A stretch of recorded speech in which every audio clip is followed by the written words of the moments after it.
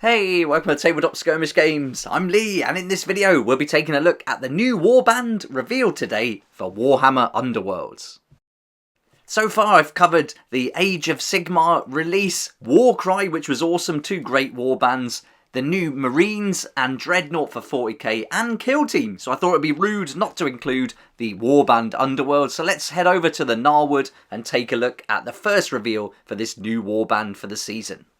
This new warband is called Gryselle's Arenai or Arenai, and it's quite similar to Morg Wraith's Blade Coven, if you remember that one from one of the previous seasons. So for me, this isn't one of the best ones they've done. In fact, it's right down there with one of my least favourite warbands for all of the seasons. Looking at these models here, especially the way they're painted, looking at the faces, they look a bit weird. But you might like them, so let's have a really good look at them and then check out some of the cards that they showed as well. They might give you a little hint as to how these models will play on the tabletop. The lore for this warband is that they're glorious gladiators and they're now entering the meat-eating forest with a simple mission, just to kill everything. So a nice simple brief, what more excuse do you need? But of course they're doing this all in the name of their blood god Cain. That covers the video, and before we have a look at the photos, I'd just like to say a huge thank you to my Patreon supporters for helping me keep going with these daily videos. If you'd like to find out more about joining the Patreon community, there's a link down below. I put some new perks on there that I'll be talking about more next week. I'm looking to grow this now over the next few months, so yeah, it'd be awesome to see you there, and if you'd like to find out more, there's a link down below. Here we go then, so here's all 5 models of Gryselle's Arenai, and they're led by the leader, Gryselle the Slaughterer, and she's a priest whose church is the Gladiatorial Arena, and whose sermons are all practical demonstrations in spilling blood. So you're going to find with this warband that they haven't got too many wounds, but they do have the acrobatic ability, which we'll take a look at when we look at the cards, so expect them to get around quite quickly. I do like how they've come up with the Inspire conditions for this warband. That's quite interesting because each one has a signature gladiator move that they would use in the arena. So that's really interesting. So I like that idea. So that's clever how they've weaved that into it.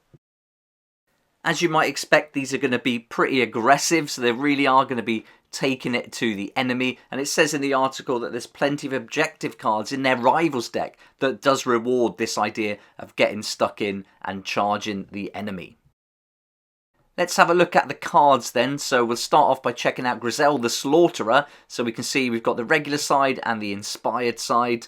And there's the acrobatic ability there. So when the fighter's dealt damage by an attack action, you can reduce that damage by 1 to a minimum of roll if you get the right dice roll. So that's really good.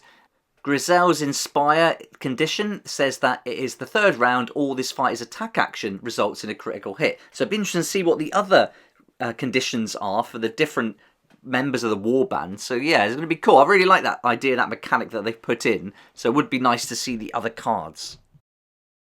And here we go. So we've got a couple of objective cards to look at. This is really encouraging you to charge forward and get stuck in, and also to get those successes when you're dealing attacks.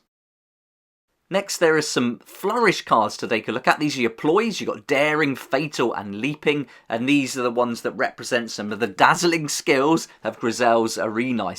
These are then building on the idea of dealing extra damage from range or charging in. So 2 different ways there, but really building on that idea of the different acrobatic abilities.